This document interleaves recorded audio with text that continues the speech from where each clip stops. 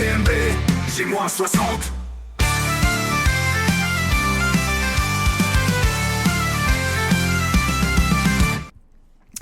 Et bonjour à toutes et à tous, vous l'avez entendu avec ce magnifique jungle. Avec ce jungle, eh bien, nous y sommes, podcast, direction l'UTMB, la seule et vraie course d'ultra trail pour celles et ceux qui aiment la compétition. Pour les autres, on peut en débattre. J-58. J-58, alors lundi il y avait déjà le J-60 sur mon site internet, donc je vais pas revenir dessus, mais ce qui va être intéressant ici, c'est de suivre toute la phase de préparation, hein, vraiment la récupération là du Lavaredo, puis le bloc de travail, puis l'affûtage. Et donc aujourd'hui, on est là pour faire un petit retour sur le Lavaredo. Alors, amis gueux, puisque nous sommes mercredi, de nombreux gueux sont là, on les reconnaît souvent un peu à l'odeur, surtout ceux qui n'ont pas la clim, mais vous allez goûter un magnifique compte rendu de ce Lavaredo Ultra Trail, et surtout, il va y avoir un rappel excellentissime pour que toutes et tous, à n'importe quel niveau que vous ayez, eh bien, vous puissiez ne pas rater votre course comme je l'ai fait, puisque, mettons tout de suite les pieds dans le plat, effectivement, la course est un petit peu ratée. Bon. Avant de commencer ce compte rendu sur une course d'ultra trail que j'ai quand même terminé, le suivi de la préparation estivale va se composer comme ci-dessous sur mon site internet. Bon, là on est mercredi, vous avez un petit bonus, mais vous allez rien prendre avant 2 semaines. Vous allez être un peu privé. C'est normal, vous ne payez pas, vous ne faites aucun effort, donc vous n'êtes évidemment pas récompensé, puisque je rappelle que quand c'est gratuit, c'est vous le produit. Ça, c'est un truc que les Français comprennent pas trop. À toujours acheter les trucs les moins chers possibles, ils se retrouvent à vivre comme des... Pardon. On aura la programmation de la semaine tous les mardis, puisque le lundi va être à chaque fois très cool. Tous les mardis, bam, l'entraînement de la semaine rédigé sur un document, plus un audio qui survole le bordel. On aura la question du mercredi, toutes les 2 semaines, qui sera réservé uniquement aux abonnés. Ceux qui sont pas abonnés pourront simplement écouter, et puis ils n'ont pas le droit à la parole, ce qui finalement est totalement logique. Le retour sur la semaine, ça c'est le dimanche, on fera un bilan, puisque quand on avait fait ça pour le Chianti Ultra Trail, vous aviez vu qu'il y avait eu pas mal d'adaptations, ou parfois des confirmations, la forme est bonne, etc. Et il y aura des épisodes bonus les vendredis. Alors est-ce que on aurait un petit coup de Stéphane Brognard pour revenir sur le Lavaredo? Est-ce que Patrick Bringer prendra la parole pour nous parler de cette préparation à l'UTMB, puisque je vais quand même prendre le départ pour la 7e fois. C'est pour ça que des fois on retrouve sur internet les conseils de personnes qui courent depuis 2 ans. Moi je leur recommanderais bien d'aller se faire enculer, mais après on va encore dire que je suis grossier, puisque mon premier UTMB a eu lieu en 2018, et derrière ça a été expérience, et vous avez des mecs qui veulent vous apprendre la vie alors que ce sont des débutants. Voilà, il faut les remettre dans la bonne catégorie. Premier ultra trail en 2014 pour moi, donc j'étais allé en slip, hein. D'ailleurs j'étais réellement allé en slip, puisque je n'avais pas de sac. Ah là là, quelle vie quand même, putain, quelle vie. Ah, je la savoure pleinement. Donc ouais, il y aura des épisodes bonus, j'ai un stage avec Altra, qui va être très intéressant, puisque je vais rencontrer un peu les nouveaux anglais, là, et anglaises, bien sûr, il y a un peu les deux. Donc ça va être très sympa, de nouvelles têtes, le stage s'effectuera en altitude. Donc voilà, je vous donnerai un peu les conseils, puisqu'on va faire beaucoup de choses pendant ce stage, beaucoup d'entraînement, mais aussi des trucs un peu là qu'ils appellent workshop. Bon, ce sera à détailler aussi, etc. Donc voilà, beaucoup de choses dans les 8 prochaines semaines, puisque ce mercredi 2 juillet, nous sommes à 58 jours de l'UTMB, soit S-8. Cette semaine-là, c'est la S-8. Allez, j'essaie de faire rapide, mais juste pour les commandes sur mon site internet à propos des vêtements made in France. Il y en a beaucoup qui parlent écologie en ce moment. Oui, la clim, nanani, nanana. Est-ce que vous avez un t-shirt made in Bangladesh sur vous, ou est-ce que vous avez un t-shirt made in France? Tu vois, j'aime bien dire ça quand il y en a un qui me sort tout son speech là, ouais, blablabla, les trailers polluent, ils abîment les chemins, blablabla, ils abîment les chemins avec leurs pieds, blablabla, ils abîment les chemins avec leurs bâtons, blablabla, quand ils vont courir, ils prennent un véhicule qui émet du CO2 et du coup on meurt. Donc tu laisses le Mongolien parler comme ça, et d'un coup tu lui fais excusez-moi monsieur, mais votre t-shirt il a été fabriqué où? Ah, au Bangladesh. D'accord. Ok, je vais oublier tout ce que vous m'avez dit, puisque vous avez l'air d'être un immense connard, et je vais reprendre ma route. N'est-ce pas, hypocrite? Voilà. Eh bien, tous mes vêtements que je produis made in France sont sur mon site internet, et le 22 juillet, je vais me barrer.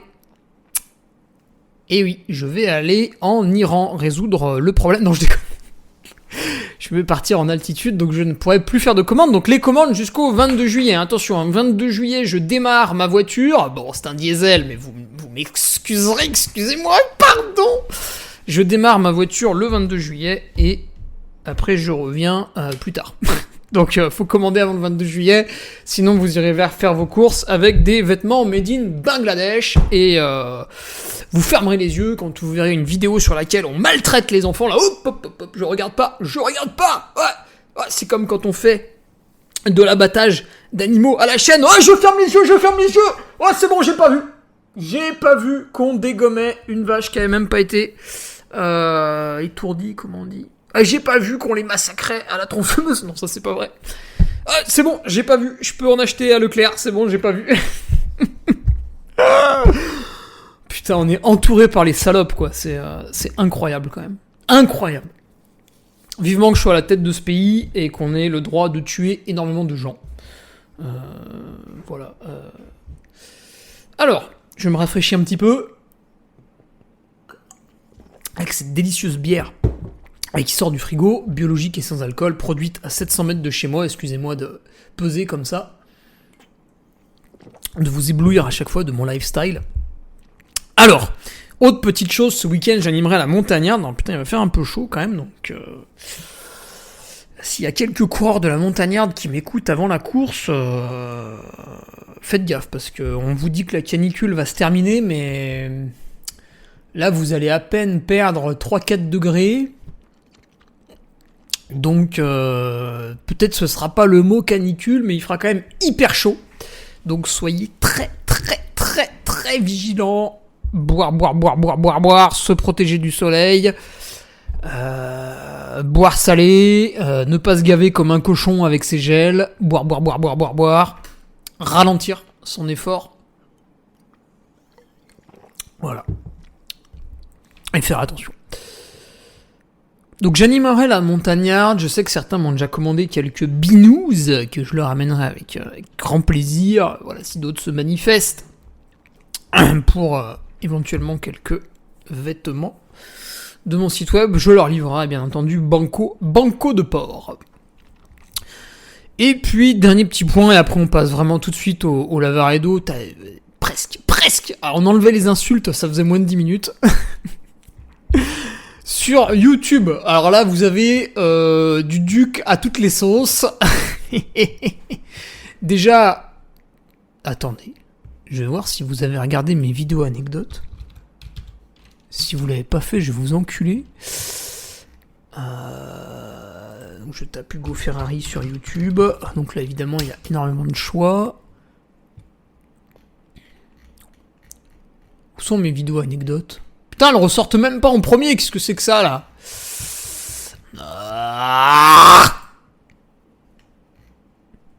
Ah, voilà. 5,6 K vues pour 2024, 3,9 2023, 4 2022, Ah, vous êtes vraiment des bâtards, vous les avez même pas regardés, putain. On vous fait du contenu de qualité et ça consomme même pas, quoi. C'est à se demander à quoi vous servez. Bah écoutez, allez regarder BFM, là vous allez avoir l'obèse François Bayrou qui va vous expliquer les nouvelles hausses d'impôts pour le 14 juillet, hein, parce qu'il faut trouver 40 milliards, donc là la CSG elle a augmenté, c'est fait. Tout le monde la paye, hein, la CSG, hein, c'est sur votre salaire, vous regarderez, ça va augmenter. Le 1er juillet, tiens, c'est intéressant, la TVA sur l'électricité et le gaz, enfin sur l'abonnement, mais c'est quasiment pareil tellement il coûte cher, est passé de 5,5 à 20%. Ça c'est pareil, ça concerne tout le monde, vous êtes pauvre, vous êtes riche. Ah, allez tiens, prends ça. Mais monsieur, pourquoi vous réduisez pas vos dépenses? Ta gueule, paye. Bam. C'est pas grave, un peu plus, un peu moins. Quand on aime, on ne compte pas. Voilà.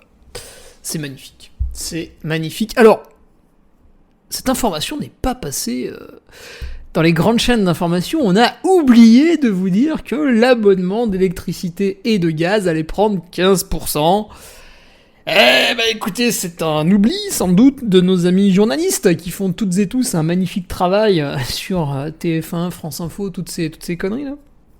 Bravo à eux de nous avoir permis de passer des bonnes journées sans nous parler de cette augmentation. Mais écoutez, ce n'est pas grave, nous allons payer, nous sommes tous très riches ici, nous avons de l'argent à ne plus savoir quoi en faire, alors vite, donnons-le à François Bayrou pour qu'il puisse faire des allers-retours en jet à sa mairie de Pau et ainsi cumuler des mandats, ce qui est vraiment un truc de salope, mais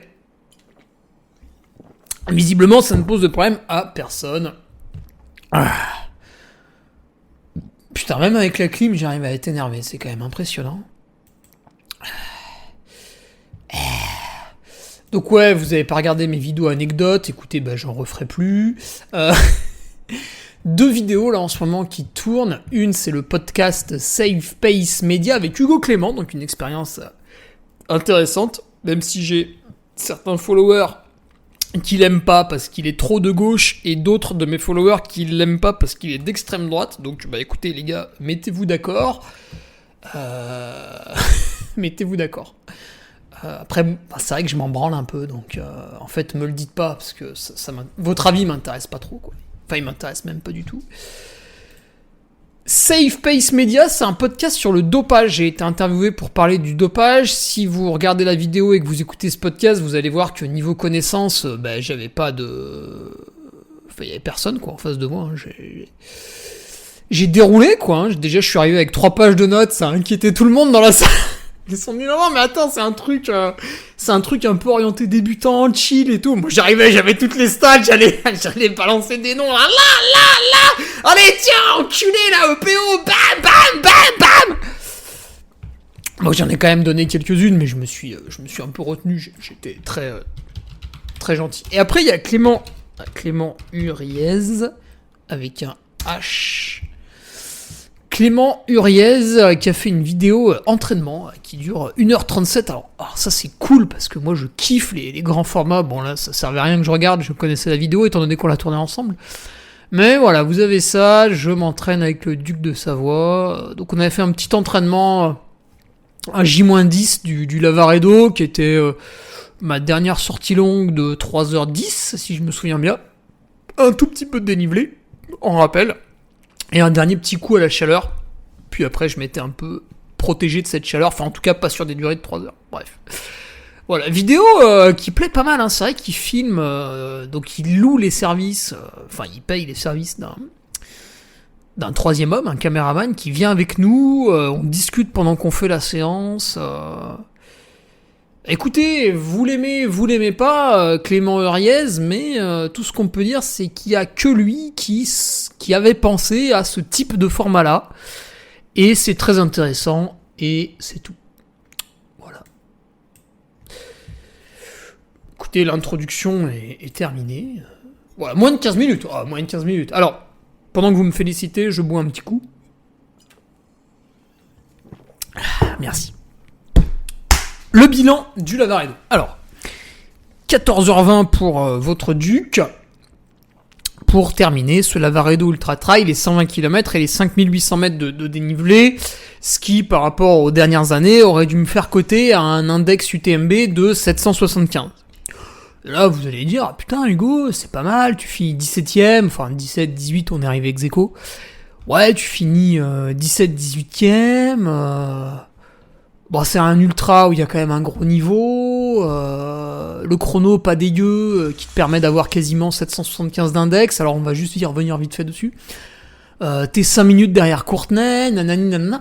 C'est vrai que de l'extérieur, tu peux te dire, bon, il a pas fait la perf du siècle, mais c'est pas dégueu. Et là où je suis obligé d'être un peu honnête avec vous et de vous partager ma déception, c'est que cette année 2025, dans le pur prolongement de 2024, est vraiment très très bien agencée, et je vois sur certains entraînements, putain, que c'est mieux que l'an passé, quoi. Ça descend mieux, ça court mieux à plat, ça résiste plus longtemps, tout est mieux, tu vois. Et là, j'avais fait des courses de prépa pour le Lavaredo, putain, j'étais au top. Et derrière, il y a pas la perf, quoi. Il y a pas. On est resté sur une course relativement banale, voire légèrement décevante. Alors qu'on venait plutôt pour une performance. Donc on va voir pourquoi ça s'est pas bien passé, puisque l'objectif, étant donné que l'an dernier j'avais eu des petits soucis et j'avais mis 13h45, je m'étais dit que cette année, au top du top, je pouvais mettre 13h20, voire pourquoi pas aller chatouiller, caresser, non pas les testicules d'un homme, mais les 13h. Et donc là, 14h20, du coup... Alors derrière moi, il y a Jonas Russi, qui a une cotation UTMB à 860, je sais pas combien. Derrière moi, il y a un Suédois qui a une cotation à 825. Enfin, je veux dire, voilà, tout le monde en a un peu chié, quoi. Tout le monde n'a pas fait la perf du siècle. Mais, si on doit mettre un mot sur ce Lavaredo, c'est décevant. Alors, pourquoi ? Non, avant ça, on va quand même critiquer l'index UTMB. Ah bah oui, quand même. Parce que là, c'est formidable.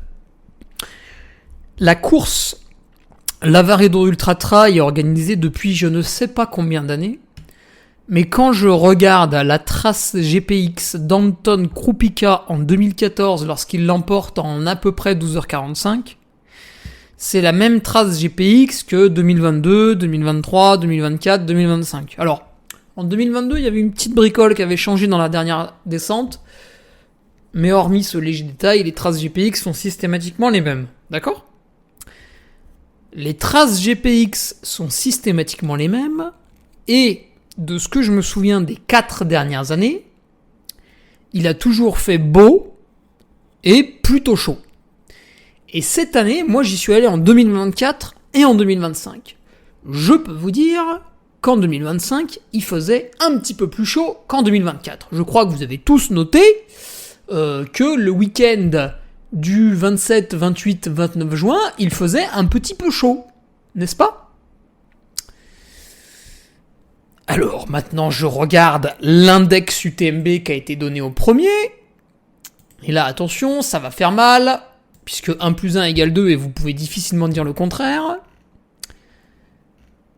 Hannes Namberger est un coureur du team Dynafit allemand qui a terminé le Lavaredo Ultra Trail 2024 en 11h, 57 minutes et 15 secondes. Pour ce chrono, il a obtenu l'index UTMB de 927. Bon, déjà, c'est pas cher payé, mais admettons. Ben Diman remporte cette année le Lavaredo Ultra Trail, qui fait 120 km alors que l'an dernier il en faisait 122.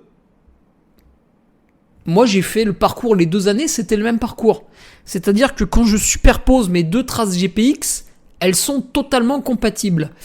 Et en 2024, l'UTMB nous dit que ça fait 122 bornes, en 2025 ils nous disent que ça fait 120. Non.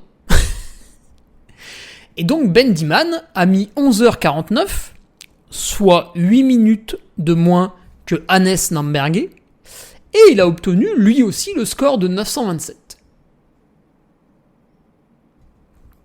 Qu'est-ce que c'est que ça ? Qu'est-ce que c'est que cette merde ? 2024, 11h57, cotation 927. 2025, 11h49, cotation 927. Qu'est-ce qu'il faut faire pour obtenir une bonne cotation ? Je pose la question, puisque visiblement, améliorer un chronomètre ne suffit pas. Donc qu'est-ce qu'il faut faire ? Il faut le faire peut-être sur une jambe, il faut verser de l'argent à une association, il faut le faire un soir de pleine lune. Qu'est-ce qu'il faut faire pour obtenir une meilleure cotation que les années d'avant ? Puisque quand on améliore son propre chronomètre, eh bien, sur un parcours qui est complètement égal et des températures qui sont égales, voire même pire, eh bien ça ne suffit pas à augmenter son index UTMB. Alors que faut-il faire ? Est-ce qu'il faut, comme certains Français, envoyer de l'argent à l'État pour rembourser la dette ? Rigolez pas, il y a des gens qui l'ont fait. Voilà. Et puis après, on peut questionner aussi, hein, parce que alors, ça déjà, ça va pas. Tu peux pas mettre 2 années différentes et mettre le même index, ça c'est pas possible. C'est pas possible. Alors, je veux les captures d'écran des pharmacies qui affichaient des températures plus clémentes cette année. Attention, ça n'existe pas. 927. Ça veut dire que pour avoir 1855 Josh Wade, 48 minutes, ça veut dire que le 1000, c'est quelqu'un qui mettrait 11 heures. Ça veut dire qu'il y a quelqu'un qui va mettre 49 minutes à Bendyman.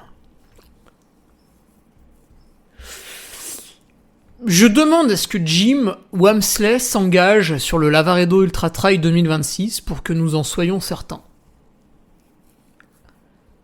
Cela, visiblement, Bendyman serait un coureur de seconde zone, 927, quand certains coureurs obtiennent parfois des 970, donc 970, 43 points de plus, ça fait 31 minutes de moins, 11h18. Voilà, ça veut dire que Bendyman est relativement mauvais, puisque quelques coureurs seraient capables de mettre 11h18.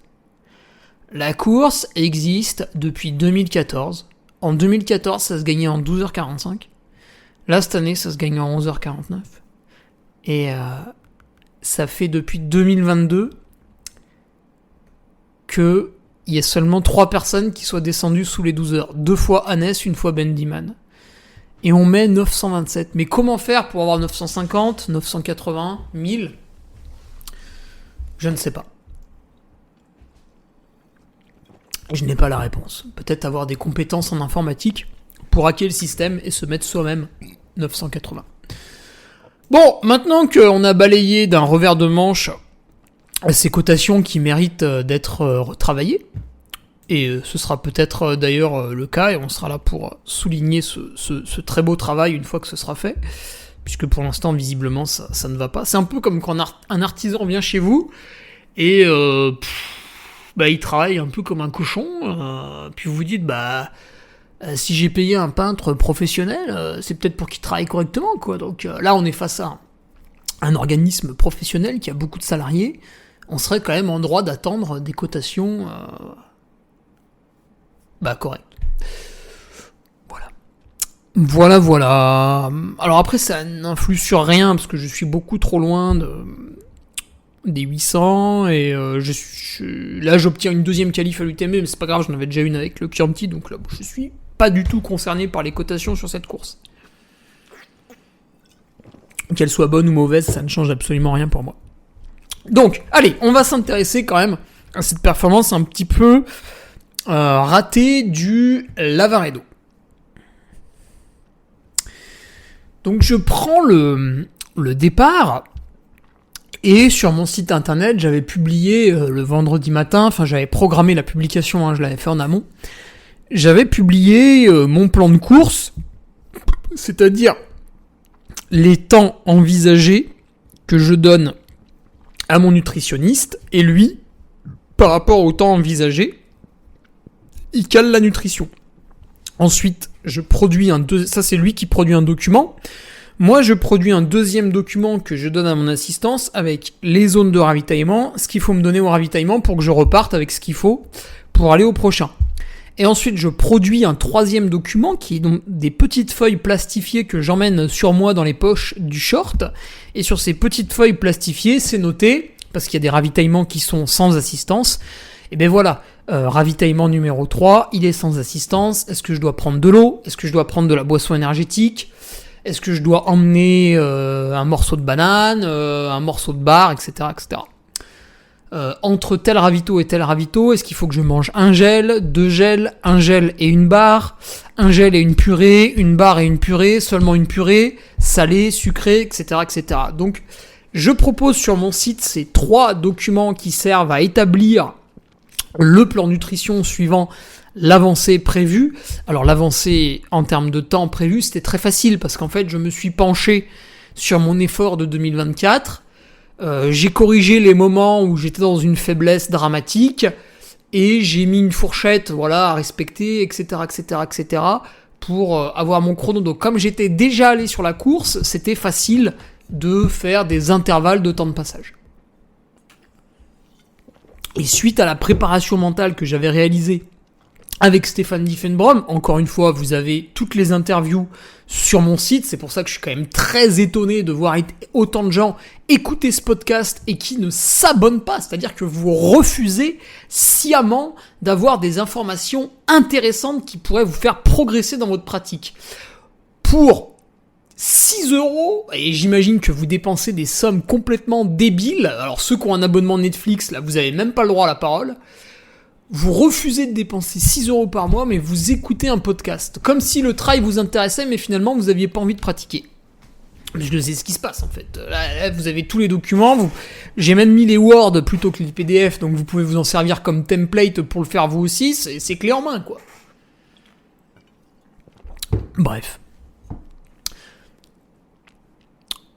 Donc, j'avais choisi de partir plutôt calme, de manière très facile, un petit peu comme à la Trans Gran Canaria 2022, où je devais être, après une dizaine de bornes, je devais être 50e, tu vois, puis je suis remonté à la 11e place. Je me suis dit, bon, on va vraiment repartir doucement, et remonter petit à petit, et puis comme il y a pas mal de portions qui se courent sur le Lavaredo, bah, sur la fin de course, je serai au top, et voilà, je ferai une très bonne performance, patati patata. Donc, je suis arrivé à partir doucement.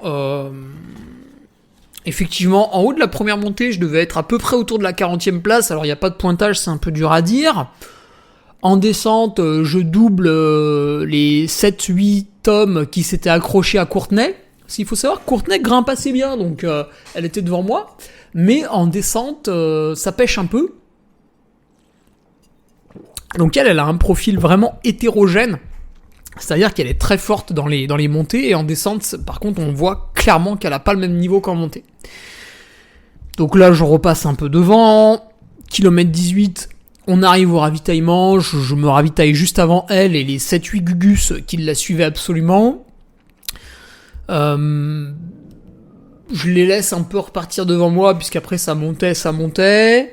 Et moi, vraiment, j'étais jusqu'au kilomètre 33. Donc là, il y avait encore une très grosse descente où j'ai doublé beaucoup de monde parce que...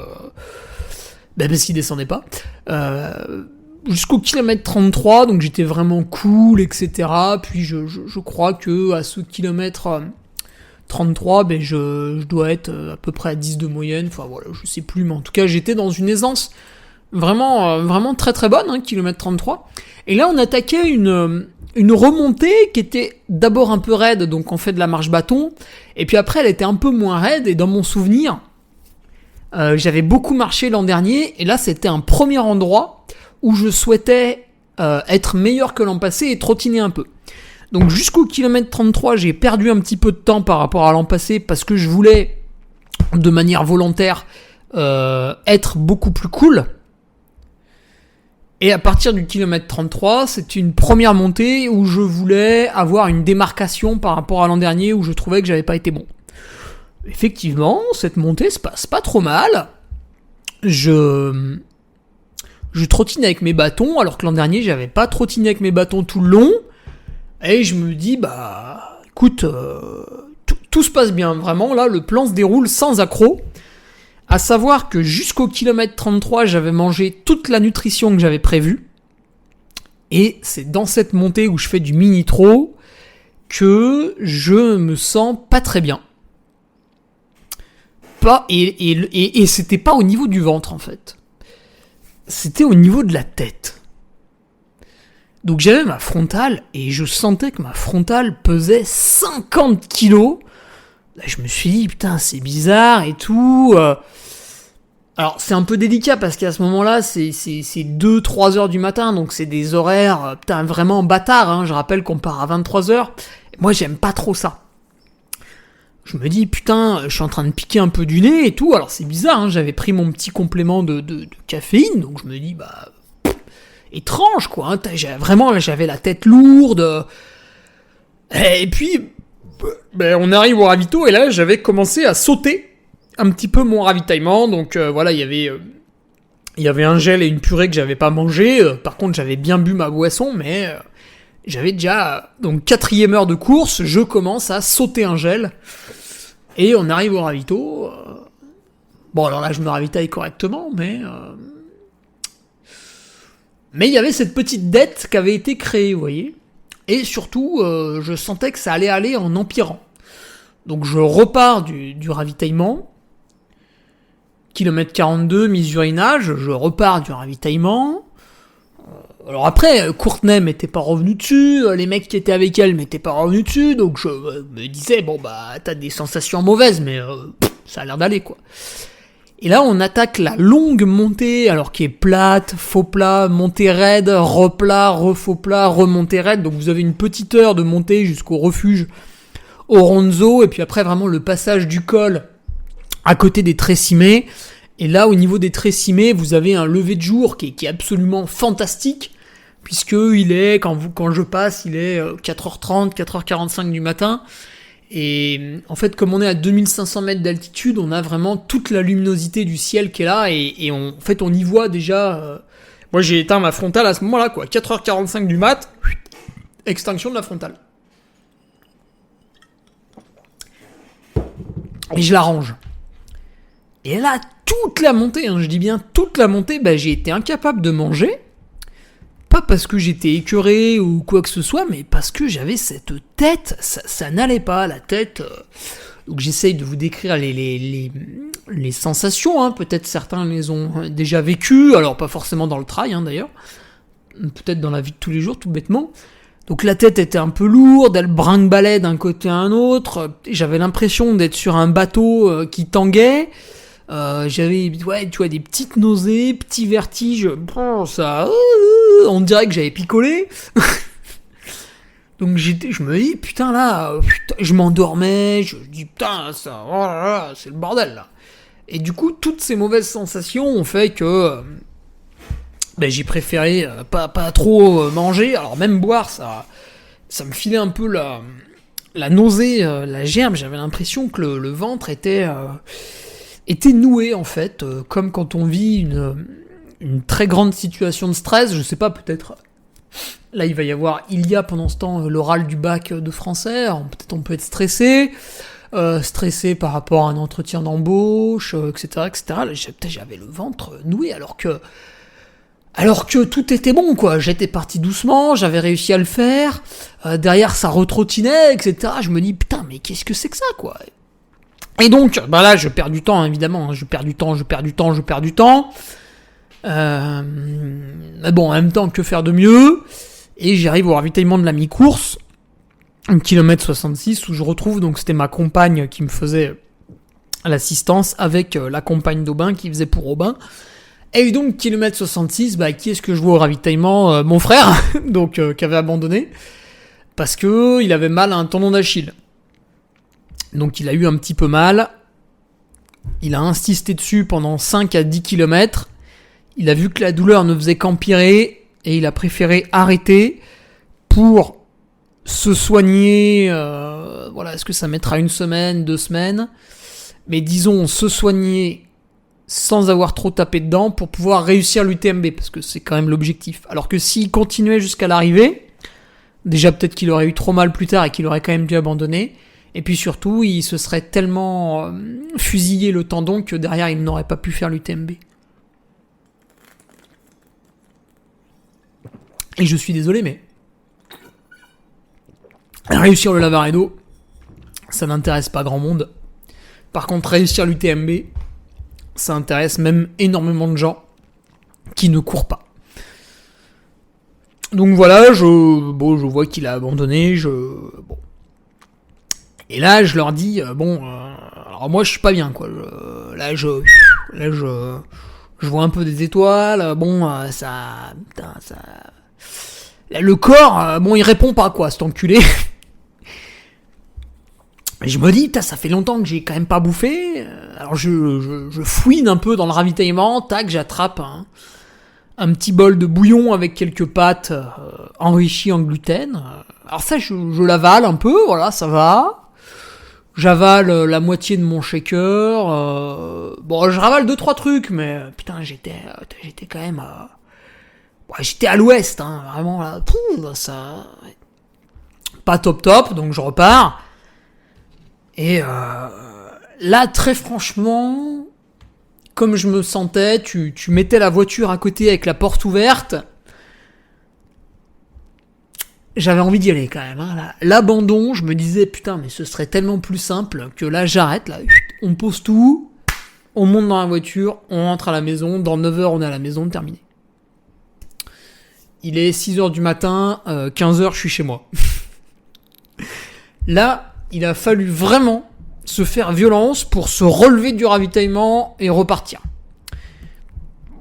Je pense quand même que énormément de gens auraient abandonné là-dessus, puisque ça faisait 3 heures que je vivais une situation très compliquée.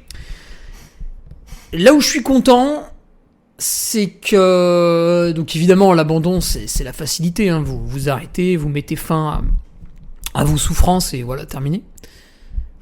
Là où je suis content, c'est que j'ai réussi, et ça c'est grâce au travail mental qu'on a fait avec Stéphane Brognard. En fait, j'ai tout de suite accepté ce mal-être en me disant, bon, c'est comme ça, tu peux rien y faire. Par contre, visiblement, t'arrives à continuer à avancer. Il fait beau, les paysages sont magnifiques. Tu n'as aucune raison de t'arrêter ici. Et c'est ça qui m'a fait repartir, en fait. Parce que les gens, quand ils vous voient passer, que vous soyez 15e, 20e ou 25e, ils s'en branlent, ils vous applaudissent, ils vous encouragent, et ils trouvent ça génial, inspirant, patati patata.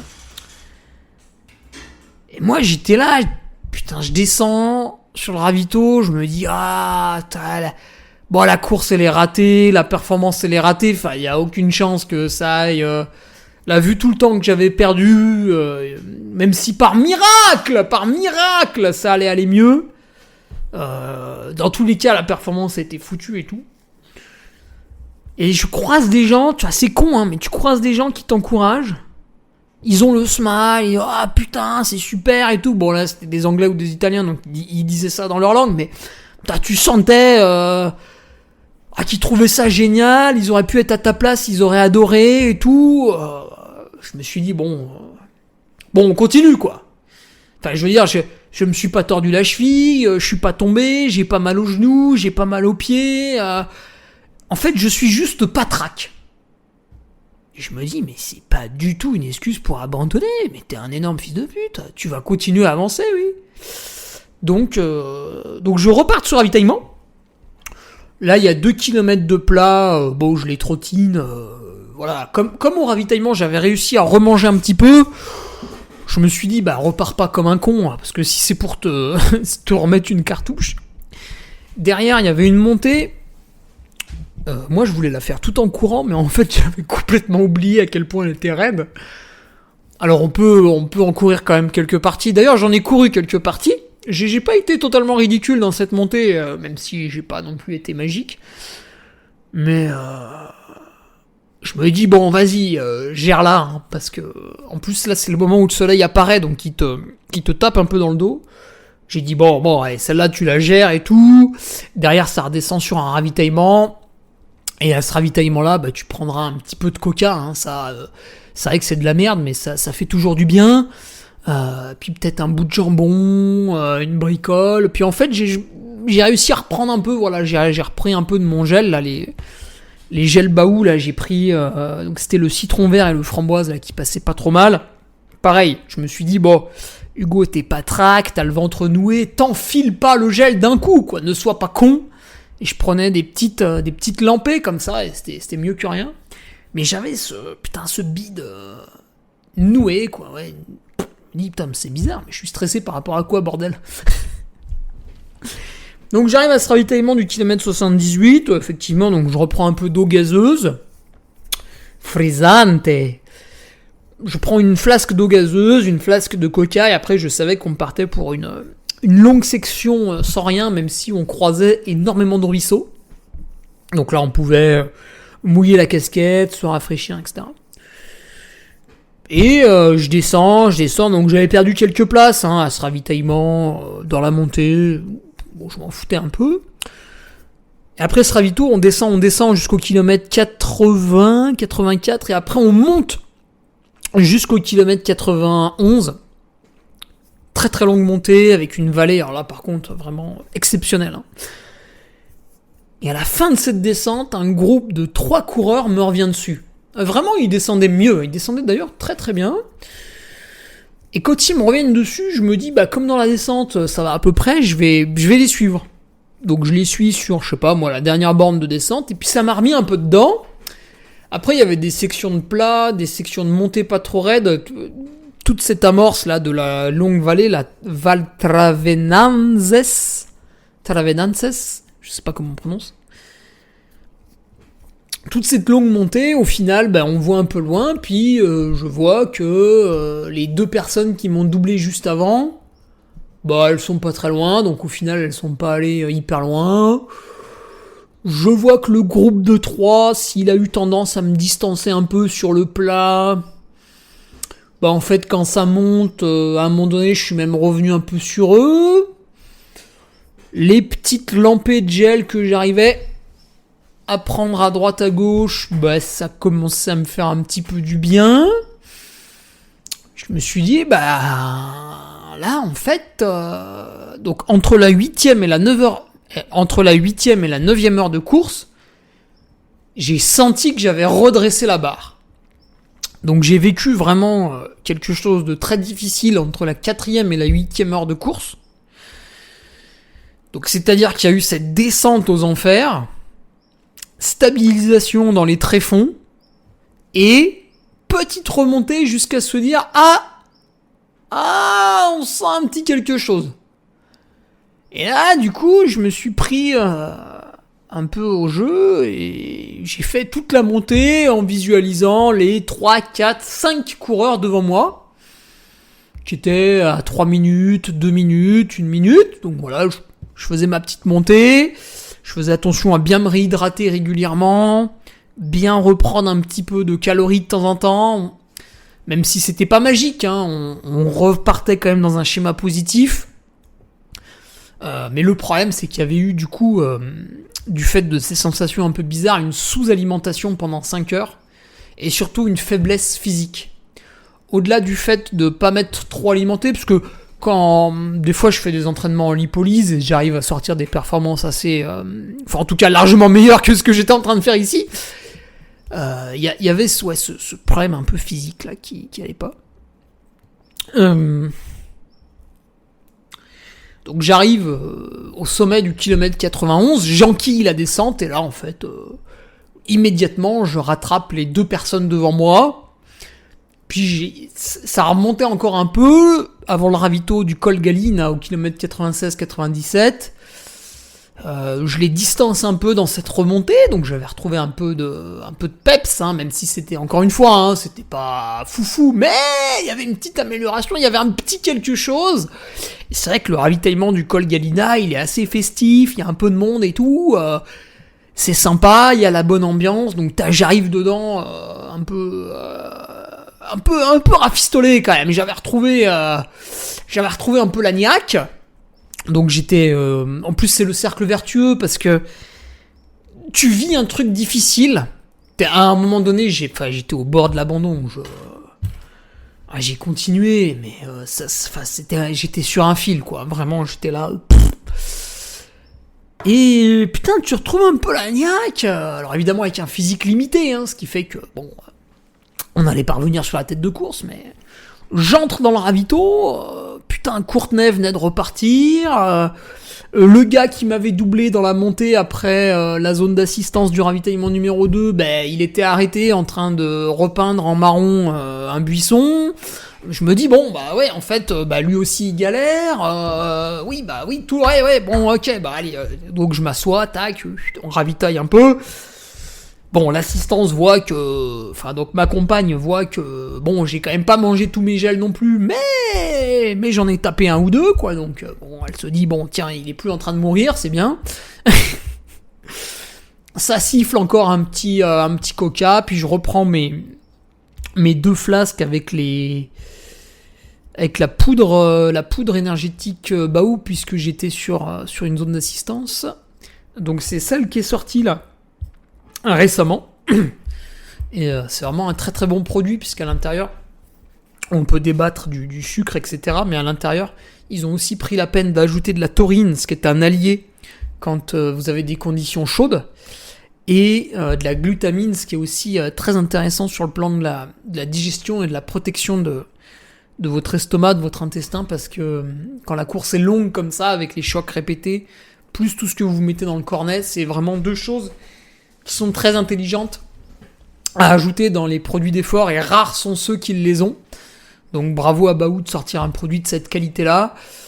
Ils ont mis un petit peu de BCA, ça suivant votre religion, vous y croyez pas, mais en tout cas ils y sont et on les sent pas. Donc voilà, je repars avec mes 2 flasques de produits énergétiques. Au lieu de boire un verre de ceinture, j'ai bu un verre de coca. Je sentais que c'était un peu plus... à un moment donné, il fallait des cadeaux, tu vois. Il fallait des petits cadeaux. Donc il y a eu ça. Puis là, mes flasques, je vais te dire... donc je les avais mis... j'avais mis 45 grammes de poudre. Ça devait faire 38 grammes de glucides dans chaque flasque.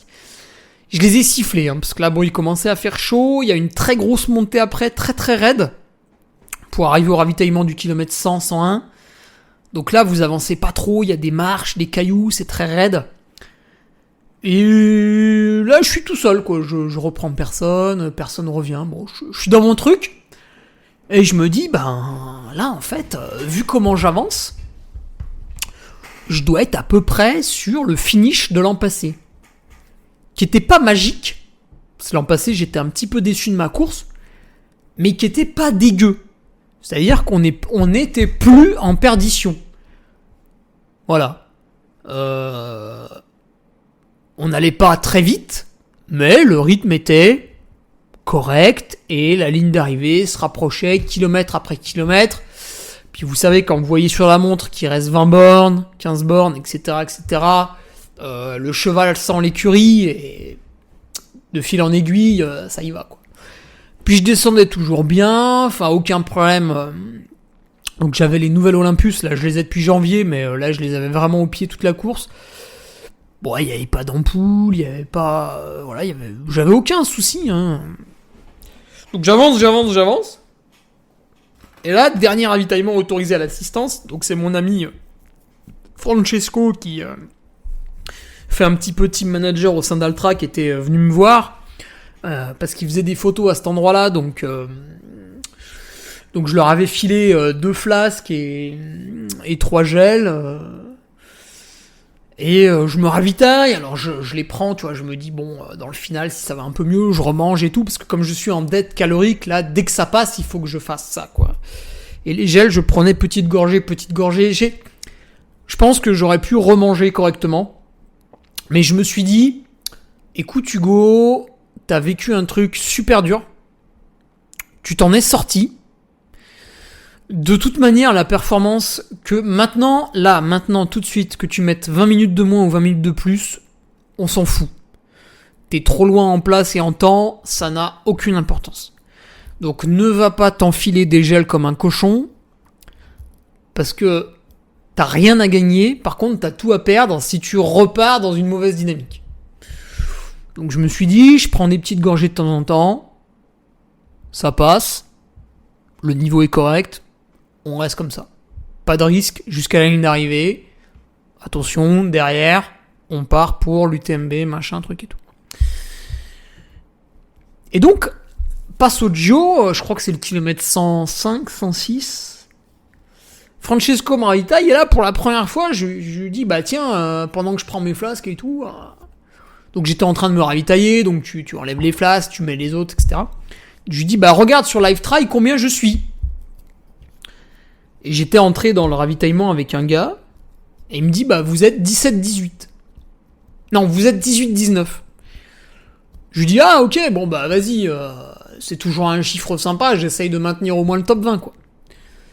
Et il me dit, non, mais il y a un mec qui vient de repartir, Courtenay elle est pas loin, et puis Manu, donc Emmanuel Ocampo, l'Argentin, qui est sponsorisé par Altra. Alors il est pas vraiment dans le team officiellement, mais il est sponsorisé par Altra, et c'est quelqu'un de très sympathique, que vous pouvez croiser sur Chamonix d'ailleurs, il vit là-bas.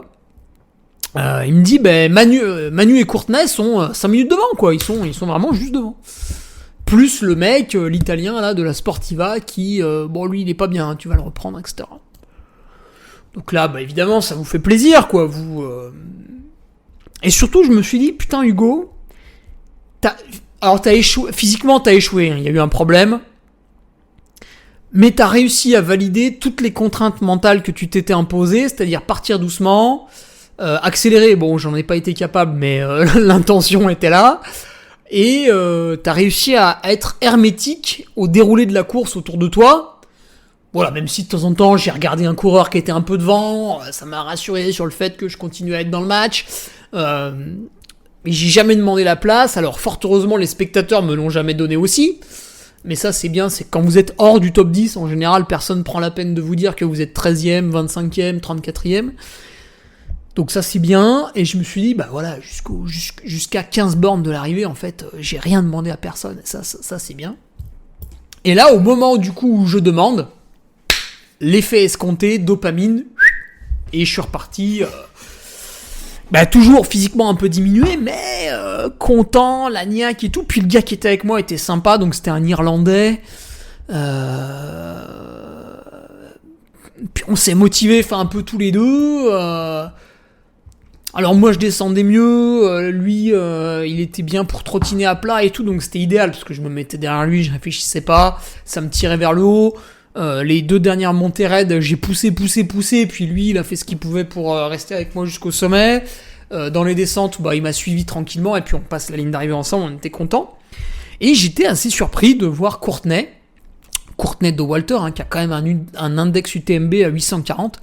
J'étais surpris de l'avoir juste devant moi, parce que du coup, alors l'UTMB nous a mis des cotations de merde, comme je vous expliquais au début du podcast, mais du coup, Courtenay, elle va coter à 770, quoi. Donc c'est une contre-performance pour elle. Donc moi j'ai eu 764, Courtenay. 769, ouais, putain. Ah ouais, quand même. Et je me dis, ouais, elle aussi, elle a vécu une sale journée, quoi, une contre-performance. Donc je me suis dit, tout mis bout à bout, voilà, c'est pas dégueu, quoi. C'est pas dégueu. En parlant de contre-performance, Jonas Russi a mis 15 heures et 16 minutes et il a été coté à 717. Lui, il était parti doucement avec moi et ça m'avait surpris. Alors j'avais dit, Jonas, qu'est-ce que tu fais là, quoi? Enfin, sans vouloir t'insulter, là t'es quand même à l'arrière, quoi, avec tonton Ferrari. Et il m'avait dit, garçon sympa, d'ailleurs, Jonas. Ah, c'est un masseur, énorme. Il m'avait dit, Jonas, en fait, j'essaye de... Oh putain, il avait fait des DNF, ouais. DNF UTMB 2024, DNF Alsace Grand Est, DNF UTMB 2023, DNF Alsace Grand Est 2024. Oh putain, il faudra se ressaisir un peu là, mon Jonas. 4ème du Lavaredo l'an passé en 12h27, coté à 889, et cette année le Lavaredo 15h16, coté à 717. Donc vous voyez, quelqu'un qui a une cotation en moyenne à 872, pardon, autant pour moi, il coince quand même et c'est tout à son honneur d'avoir terminé, même s'il n'était pas dans les clous, quoi. Ah putain, je viens de recevoir un deuxième mail de qualification à l'UTMB, donc j'ai 2 qualifs pour l'UTMB 2026. Je pense que je vais en revendre une. Voilà, dites-moi combien vous êtes prêts à payer dans les commentaires. Donc voilà un petit peu pour le résumé de la course, sachant que j'ai effectué la dernière descente un tout petit peu plus vite que l'an dernier, donc vous voyez, j'ai quelques... quand vous allez sur mon Strava, vous pouvez le voir vous-même, hein, j'invente rien, j'ai quand même quelques meilleurs temps que l'an dernier sur certaines sections. Donc, vous voyez, une fois que j'ai redressé la barre, derrière, c'était pas dégueu, mais il y a eu ce drame, quoi. Alors maintenant que je vous ai décrit ma course, pourquoi ça a merdé ? C'est quand même intéressant. Quelles sont mes conclusions de tout ça ?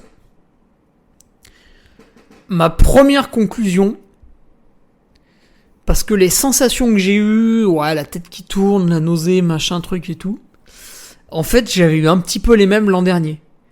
Et l'an dernier, j'avais mis ça sur le compte d'une gastro-entérite que j'avais eu 2 semaines avant.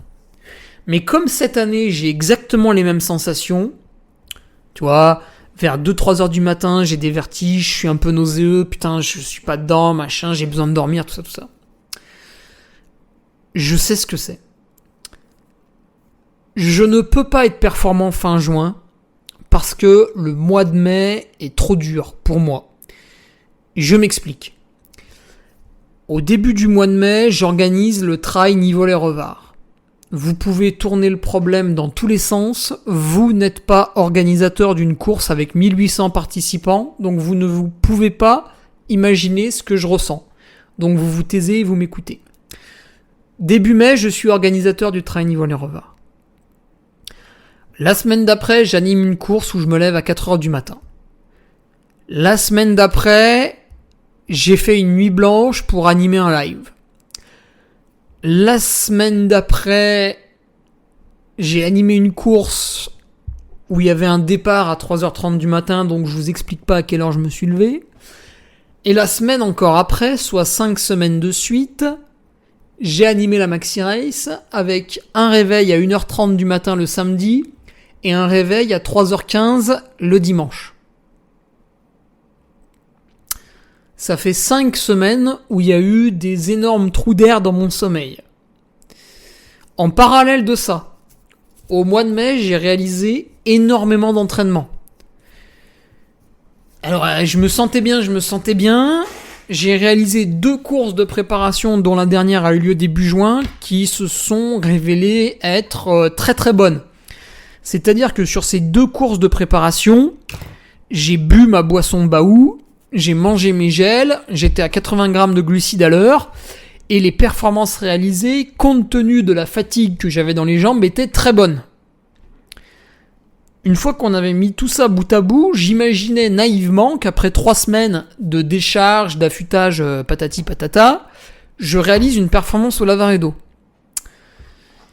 Cette réflexion partait d'un bon sentiment, mais la réalité c'est que en m'entraînant et en travaillant énormément au mois de mai, parce que là je vous ai parlé des animations, je vous ai pas parlé de mon travail sur l'ordinateur, qui est équivalent à un travail salarié quasiment à temps plein, même si vous pouvez crier dans tous les sens, quand on compare nos revenus, il y en a un qui travaille peut-être plus que les autres. Je me suis déplacé à Paris pour enregistrer un podcast avec Clément, j'ai donné une conférence à Enedis Lyon. Qu'est-ce que j'ai fait d'autre ? Il y avait la soirée bénévole du Trail Nivolet-Revard, ça c'est pareil, il y a 150 bénévoles qui viennent manger, faut installer, organiser, etc. Il y a eu tout ça.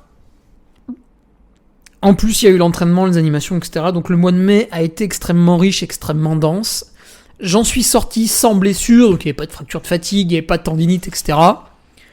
Mais en fait, ce que j'avais pas vu, c'est que le mal rôdait, quoi. La fatigue allait frapper à un moment donné, et elle a frappé au Lavaredo, en fait. C'est ça. Pourquoi aussi je dis qu'à chaque fois l'UTMB est mon objectif majeur? Déjà parce qu'il y a la course, l'intensité, la médiatisation, le niveau, etc. Bien sûr. Mais l'UTMB est mon objectif majeur parce qu'il se situe fin août. En août, j'anime rien du tout. Bon, j'anime le Teen Try, mais voilà, le premier départ, il est à 8h du matin, le dernier, il arrive à 16h30. Enfin, voilà, ça, je veux dire, c'est un non-sujet. J'anime la Savoyarde, mais c'est pareil, le départ, il est à 8h, le dernier, il arrive à midi. Non-sujet. Au mois de juillet, j'anime quelques courses, mais pareil, il y a 2 trucs, c'est à la journée. Il y a un truc, c'est un live, mais il est 2 jours. Et à la limite, il y a la montagnarde où je fais 6 heures par nuit. Ce qui est pas dégueu. Donc vous voyez, juillet-août, très reposant. Le mois de juin, très reposant également. Ce qui fait qu'on a juin, juillet, août.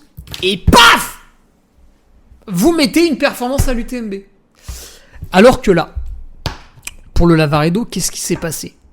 Le mois d'avril, il y a pas mal d'animations en avril, même si elles sont pas énormes, mais il y a aussi la préparation du TNR.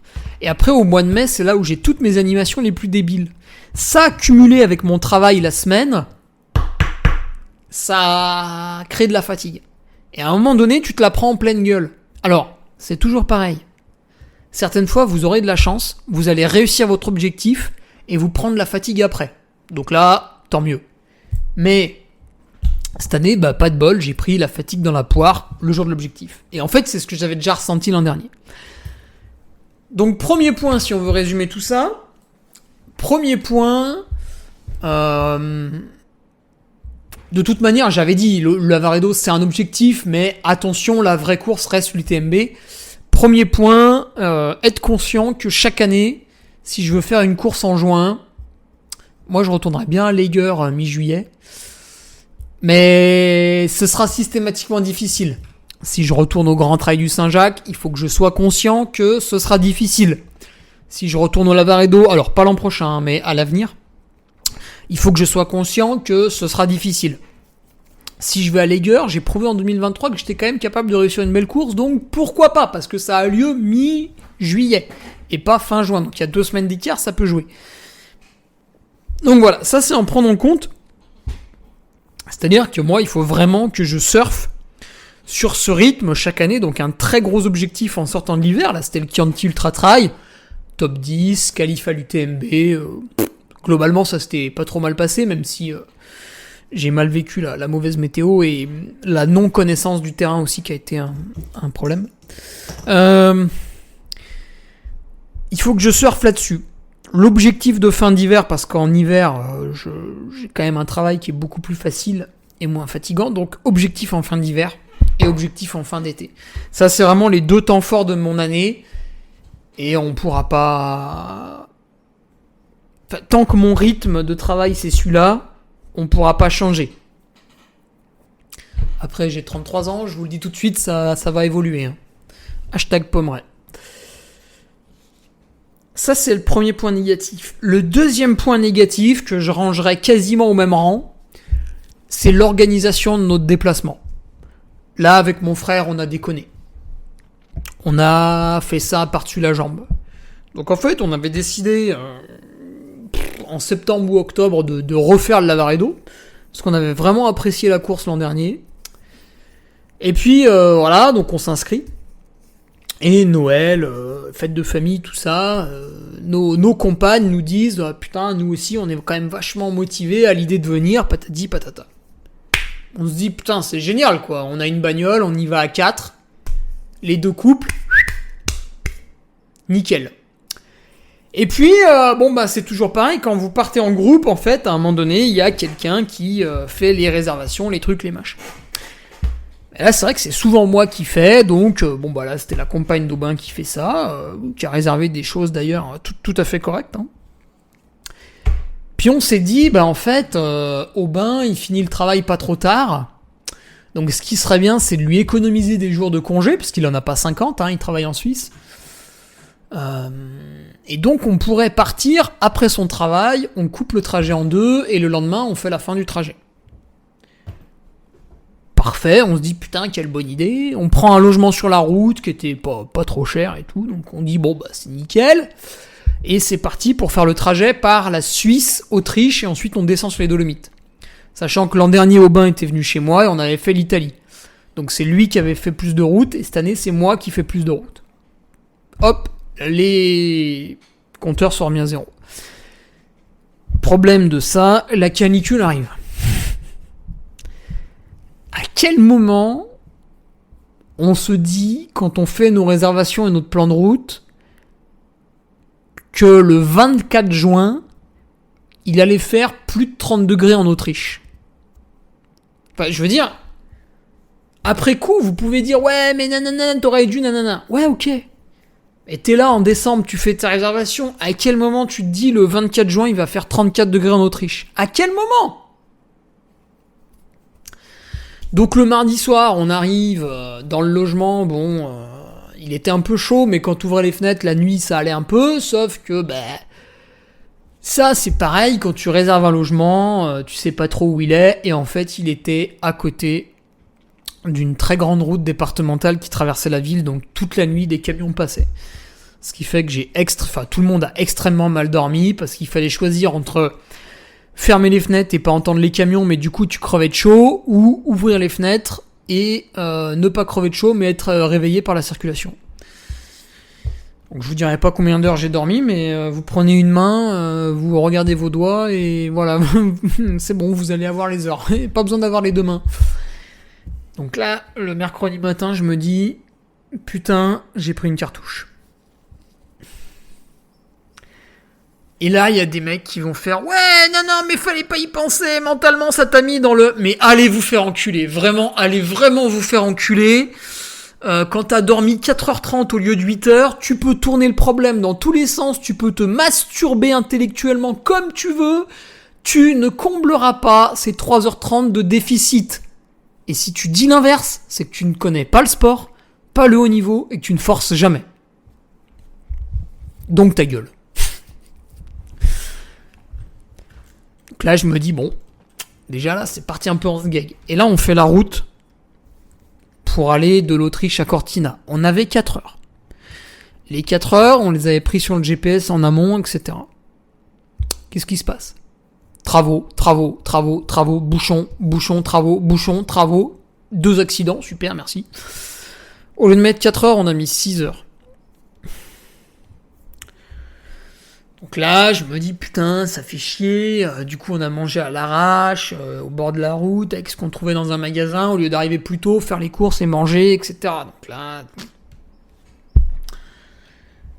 on arrive, bon.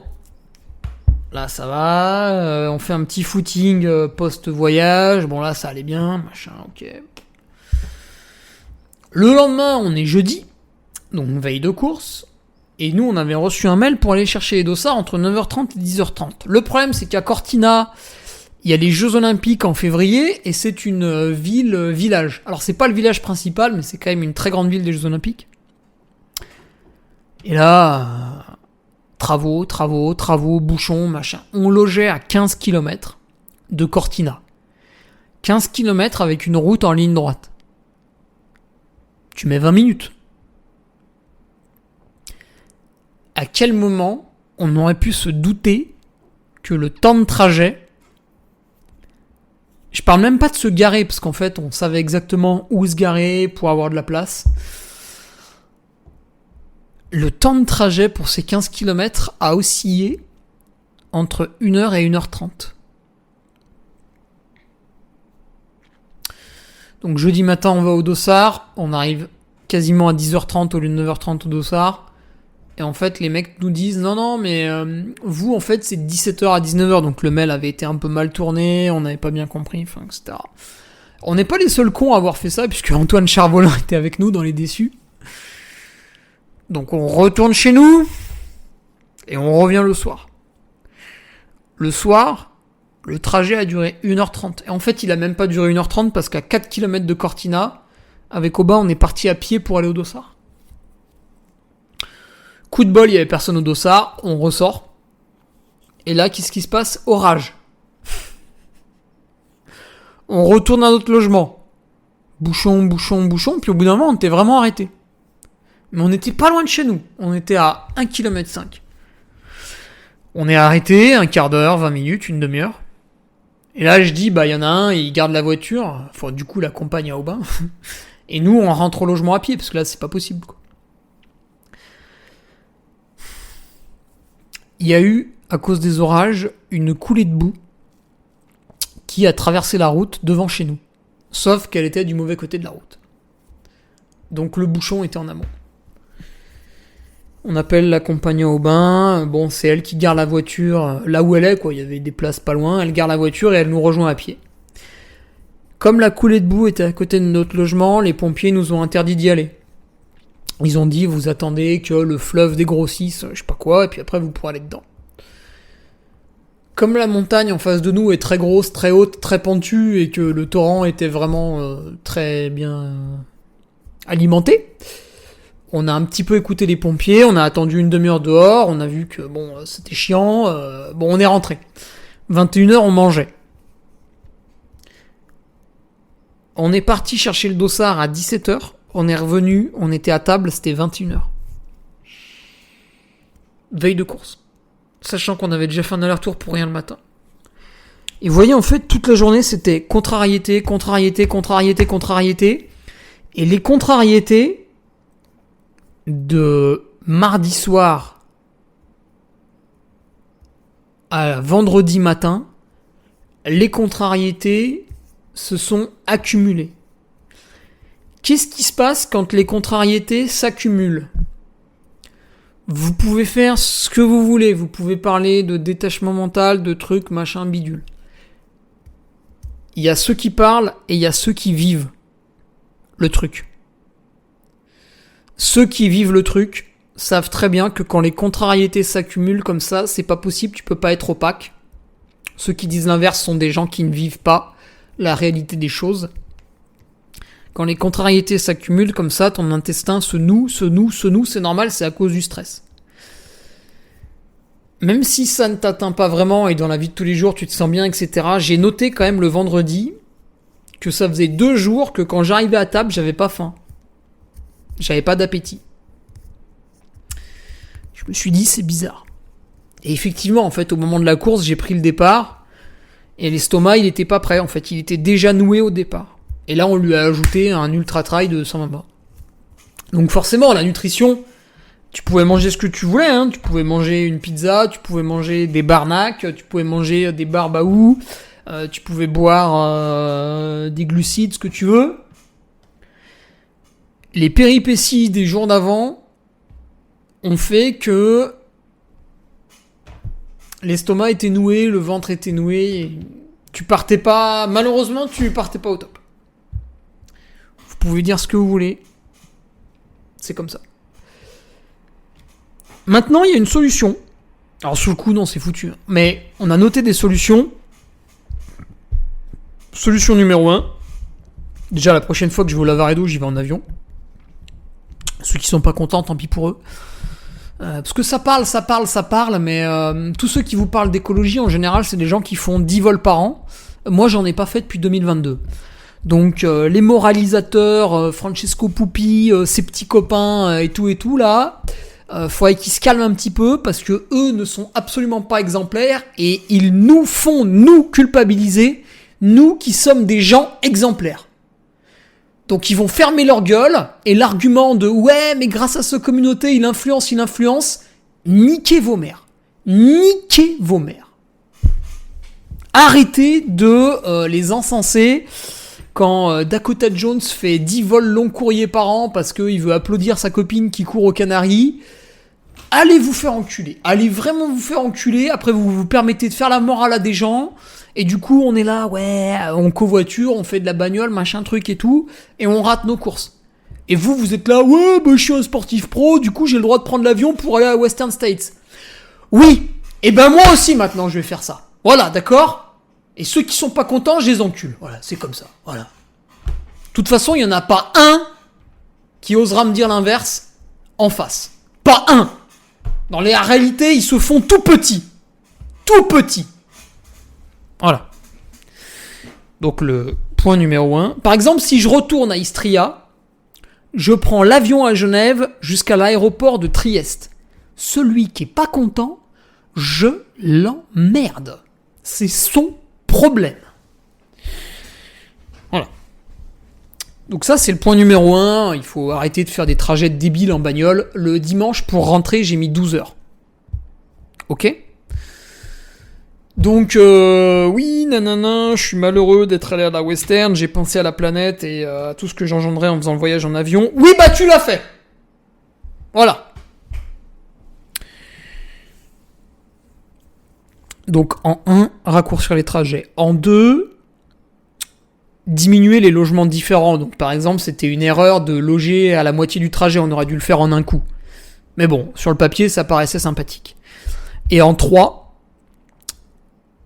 c'est une fois qu'on arrive à la course, il faut loger vraiment proche du départ. Je sais que souvent ça coûte un peu plus cher, mais là on est allé au départ avec 2 heures d'avance parce qu'on avait peur que la route elle soit bloquée. Alors pour le coup elle était pas bloquée, donc on est arrivé avec 1h30 d'avance. Et on a attendu comme des cons dans le hall d'un hôtel. Alors on était assis sur un canapé, on était pas malheureux, mais on attendait comme des cons. Enfin, tu vois, il y a mieux à faire, quoi. Donc c'est ça. Diminuer les trajets abracadabrantesques. C'est pour ça que l'an prochain, je verrai les courses que je fais. Pourquoi pas le Grand Raid du Ventoux. Pourquoi pas le Saint-Jacques, les Gers. C'est tous des trucs qui sont maximum à 3h30 de route de chez moi. Parce que mes courses de préparation, là, où j'ai été bon malgré la fatigue, où j'ai réussi à manger mes gels, à boire ma boisson, etc. Ben en fait, la course, j'ai dormi chez moi, le matin je me suis levé et je suis allé à la course. Et là, j'étais dans un confort absolu. J'étais fatigué des entraînements. Mais mon ventre, il était bien, nickel, je pouvais avaler tout ce que je voulais. Alors peut-être pas des bites, hein, comme certains, mais je pouvais avaler tout ce que je voulais. Donc là, au niveau de l'organisation, il y a des choses à noter, c'est-à-dire plus jamais je loge loin du départ. Maximum 2 km pour pouvoir tout faire à pied. Et plus jamais je coupe le trajet en 2 et plus jamais je fais 9 heures de bagnole. Voilà, 3 points. Ça, c'est des choses, vous pouvez tous vous en servir. Donc, le résumé numéro 1, vous pouvez tous vous en servir, c'est bien mettre vos objectifs à des moments de l'année où vous êtes sûr d'avoir récupéré. Par exemple, vous êtes enseignant, placez vos objectifs fin août. Vous avez 2 mois de vacances avant pour vous reposer.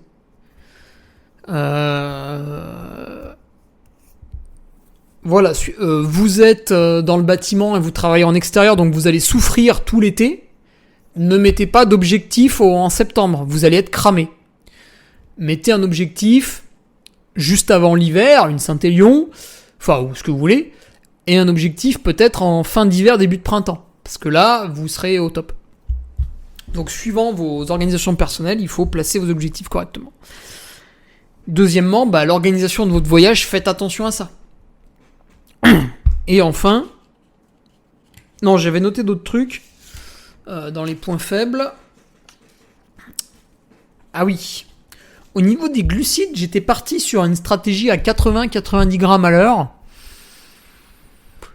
Testé au Templier 2023 avec brio, testé sur mes 2 courses de préparation avec brio, testé pendant les 80 premiers kilomètres du Chianti avec brio. Mais pour l'UTMB, je vais revenir plutôt à 60-70 parce que comme je n'ai pas pu le faire au Lavaredo sur 13 heures, je vais pas m'amuser à le faire à l'UTMB. Je vais rester sur ma fourchette 60-70, qui est une fourchette connue et maîtrisée, puisqu'à l'UTMB 2023, j'ai réalisé un chrono de 23h10 en m'alimentant avec 60 grammes de glucides à l'heure. Donc je vais rester là-dessus, et de temps en temps, on attrapera une petite banane au ravito pour augmenter un peu ça, mais on va rester sur une base connue. Donc ça, c'est une note aussi intéressante. L'attente d'avant-course, là, on est arrivé trop tôt à l'hôtel, mais bon, on avait peur. Voilà. Pour les points positifs, c'est ce que je vous disais avant, donc je suis enfin arrivé à refaire un départ extrêmement lent. Donc ça, très bon point positif. J'ai trouvé des ressources mentales, alors je peux pas trop vous décrire mon état, mais moi personnellement je me suis dit là putain Hugo quand même t'as réussi à redresser la barre et chapeau parce que c'était mal engagé. Mine de rien je suis quand même arrivé à avancer avec mes ressources du moment, donc la lipolyse est plutôt bonne, c'est toujours bon à prendre dans les sports d'endurance, 3e point fort. 4e point fort, après vraiment un trou noir, j'ai réussi à me réalimenter, 4e point fort. Et 5e point fort, tout mis bout à bout, j'ai réussi à finir assez fort, puisque sur certaines sections, j'ai un meilleur chrono qu'en 2024. Voilà, donc il y a du positif. Je vous ai noté ça. Donc vous avez une longue section en descente du Passo Tre Croci jusqu'à Federavecchia, km 27 à km 33. 34, je sais plus. 35. J'avais mis 30 minutes en 2024, j'ai mis 31 minutes en 2025, donc ça c'était plutôt au début de la course. Du kilomètre 35 au kilomètre 42, donc c'est de la montée et une petite redescente. 1h04 en 2024, 1h04 en 2025, donc vous voyez là j'étais bien, et c'est après que ça c'est parti en couille. Et c'est au kilomètre 84 où je retrouve des chronos sur des sections. Là j'ai une section 1h58 en 2025, 1h55 en 2024. Col Galina, Passo Gio, 1h14 en 2024, 1h15 en 2025. Donc vous voyez, chrono sensiblement identique. Passo Gio, dernier ravito, 1h03 en 2024, 1h02 en 2025. Ce qui veut dire que j'ai mis le même temps du kilomètre 97 au kilomètre 111. J'ai mis le même temps en 2024 et en 2025. Intéressant. Et par contre, sur l'arrivée, j'ai mis un tout petit peu plus de temps. Donc, dernier ravito à l'arrivée, 52 minutes en 2025, 49 minutes en 2024. Mais en 2024, j'étais vraiment chaud parce que je savais que j'étais 15e. Et je savais que j'allais mettre moins de 14 heures, donc je me souviens que je m'étais speedé. Alors que là, en 2025, j'étais avec Dave, l'Irlandais. Et on a trottiné, bien sûr, à un rythme correct, mais on n'est pas... Voilà. Voilà, écoutez, voilà pour ce résumé. J'espère que ça vous aura plu. Et surtout, réécoutez le podcast. Mais je vous ai donné des billes pour vous, pour votre pratique, pour vos futures courses. Là, les erreurs que j'ai faites...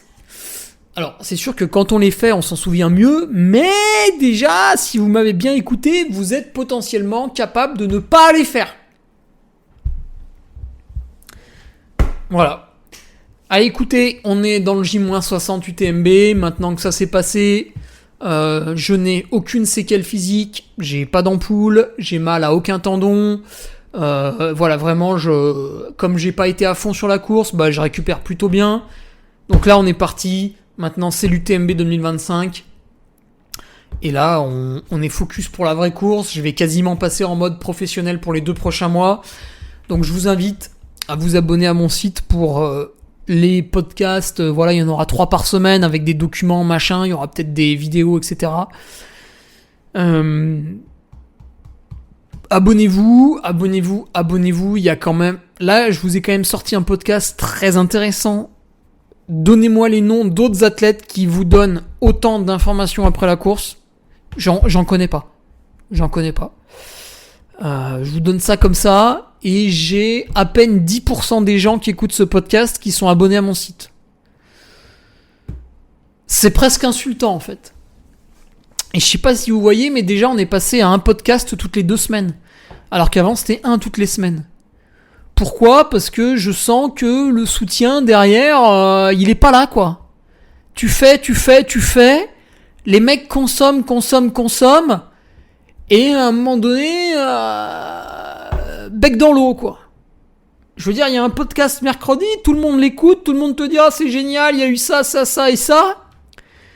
Le reste du temps, tu publies des informations qui sont largement supérieures en termes de qualité sur ton site internet, et t'as même pas 10% des gens qui sont abonnés. Continuez comme ça, puis on va tout arrêter. Et on parle d'un abonnement, 6 euros par mois, sachant que sur les 6 euros, j'en touche 3,50. Tu t'abonnes, si ça te plaît pas, le mois d'après, tu peux être désabonné. Derrière, t'as accès à 20% sur Baou, 20% sur Altra, 10% sur Sunto, panier à café, 30% la chaussette de France. Enfin, même mes sponsors font un maximum pour me mettre bien, pour vous donner un peu des cadeaux. Et putain, les mecs écoutent le podcast, ils consomment. C'est comme les vidéos Lance Armstrong. Oh, c'est génial. Là, tu reçois une lettre d'ASO qui veut te mettre au tribunal, qui te dit que t'as utilisé des vidéos dont t'avais pas le droit, c'est passible de 30 000 euros d'amende et 2 ans d'emprisonnement. Bon, évidemment, on va jamais aller en prison pour ça, on est quand même en France, mais... Et les mecs, ils te disent « tu fais plus de vidéos !» Mais enculé, si j'ai 30 000 euros d'amende, tu vas m'aider à payer. Alors oui, il y a toujours quelqu'un qui va te donner 10 euros. Mais les 90% des gens, ils vont vous abandonner. Quand vous étiez au collège, le prof était en retard. Et là, toute la classe était en rang dans le couloir, le prof est en retard. Au bout de 5 minutes, ça commence à se regarder. Ah, le prof, il est pas là, nanana. Donc moi, quand j'étais au collège, il n'y avait pas de téléphone portable, etc. Et donc, c'était des rumeurs. T'avais machin qui avait pas vu sa bagnole ce matin, truc et tout. Ouais, telle classe, je crois qu'ils ont pas eu cours avec lui. La rumeur grandissait. Il y en a un qui disait, ouais, le prof est pas là, on se barre, on va chez nous.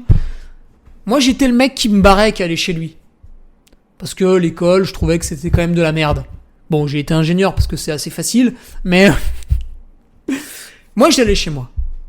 Et les autres, là, ces enculés, ils restaient tous comme des salopes. Sur une classe de 30, on était 3 à avoir les couilles de dire « Ouais, le prof, il est pas là, on rentre chez nous. » Les autres, ils attendaient dans le couloir 1 demi-heure. Des fois, le prof, il avait eu des problèmes avec sa bagnole, il arrivait avec 1 demi-heure de retard. Sur 30 bonhommes, il y en avait 25 qui étaient là, putain. Et après, ils étaient là à jacasser. « Ouais, le prof est pas là, on peut y aller. » Mais putain, mais prends tes grosses couilles dans tes mains et agis. Arrête de subir un peu, tu parles, mais où sont les faits, putain, je m'emporte, mais on va finir là-dessus parce que t'as des gens qui donnent des conseils en trail, en vidéo, machin, ça fait tourner sur Insta, là, comme vous avez rien à foutre de votre vie, vous êtes sur la fonction recherche d'Instagram, donc vous perdez je sais pas combien d'heures chaque jour, et vous m'envoyez des réels, ouais, t'as vu machin ce qu'il fait en vidéo. Oui, d'accord, mais il est où son palmarès, en fait ? François Den, il a gagné 4 fois l'UTMB et vous m'envoyez pas des vidéos recommandations où c'est François Den qui nous explique comment être meilleur. Vous m'envoyez des vidéos de mecs, ça fait 2 ans qu'il court. Ah, t'as vu, lui, il a fait ça et tout. Mais on s'en branle ! C'est un débutant, il est pas exemplaire, il est rien du tout. C'est un petit zizi, là, il arrive, là, il débarque. Qu'est-ce que tu veux qu'il nous explique ? Oui, mais il a lu des études. Mais va te faire enculer ! Les études, elles sont portées sur qui ? Elles ont été réalisées comment ? Qui c'est qui a payé l'étude ? Oui, l'étude sur les glucides, machin, mais elle a été payée par Morten, ton étude ! Évidemment qu'ils ont trouvé que ça allait dans leur sens. Putain, mais c'est pas possible d'être un veau comme ça. Donc voilà, je m'énerve un petit peu, mais à un moment donné, les mecs sont là, ah, c'est génial ce que tu fais. Et je me suis amusé comme ça, les rares personnes qui ont leur nom et leur prénom sur Instagram et qui m'envoient ça en DM, je tape leur nom sur mon site web, je regarde s'ils sont abonnés. Putain, ils le sont pas. Et ils sont là, ouais, c'est génial ce que tu fais. Mais tu lâches même pas un billet, quoi, rien. En plus, tu sais même pas ce que je fais parce que t'es pas abonné. Donc voilà, à un moment donné, quand t'es auto-entrepreneur et que tu fais tout seul... en t'appuyant parfois sur des prestataires, mais le principe du prestataire, c'est que tu le payes à un moment donné. Eh ben, il faut réagir, quoi. Il faut réagir et il faut vous dire les choses aussi. Voilà, faut arrêter de consommer. Ah, ouais, ou alors après, il faut pas se plaindre. T'as des fois, les mecs, ils me demandent des explications en message privé. Et moi, je suis sympa. Franchement, il y a quelqu'un qui m'a déjà envoyé un message... et je lui ai pas répondu, c'est jamais arrivé. Et quand je réponds tard, je réponds au message 24 heures après. Et ça demande des conseils sur les chaussures, la nutrition. Et les questions qui me sont posées, quand elles sont posées, je sais que c'est des sujets que j'ai déjà traités sur mon site. Je prends le temps de faire la réponse à la personne. Et puis derrière, c'est toujours pareil, il repose des questions, il y a une discussion qui est un peu longue. Et à la fin, le gars, tu lui dis, ouais, mais tu vois, tout ça, je les ai mis sur mon site, en fait. Et le mec, il te dit merci. Évidemment, il dit merci, ça toujours, et heureusement. Et il te vole ton temps, et il veut même pas s'abonner, 6€ par mois, au bout d'un mois, tu peux annuler le paiement, quoi. Même pas. Tu lui dis, mais si t'as d'autres questions, tu sais que c'est tout des sujets que j'ai déjà traités, t'as des documents téléchargeables, nanana. Ah ouais, merci, je vais regarder. Par curiosité, des fois je note les noms, je regarde une semaine plus tard, pas abonné. Et je sais qu'il y en a nombreux d'entre vous qui sont abonnés depuis des années, il y en a, ils sont là depuis 2020. On s'est rencontrés, bien sûr, mais il y a ma communauté est quand même remplie de gens merveilleux. Mais à un moment donné, il faut vous pousser, quoi. Il faut vous pousser à l'action. Voilà. Allez, on va s'arrêter là-dessus. Je reste quand même un homme parfaitement heureux et épanoui dans ma vie. Là, j'exagère. Puis en plus, je sais que vous aimez ça. Putain, je sais que vous aimez ça. Là, celles et ceux qui ont vu le podcast Safe Pace Media, ils m'ont dit « Ouais, mais Hugo, c'était un peu mou et tout. » Et ben voilà, là, vous en avez vu de la violence, là. Vous êtes contents. Allez, je vais prendre mon goûter. Salut. Et abonnez-vous, bordel. Au revoir les gueux, c'était le Diva Podcast de tout savoir. Article brillant, interview et made in France. Hésite pas et inscris-toi, ainsi une offrande au truc tu feras.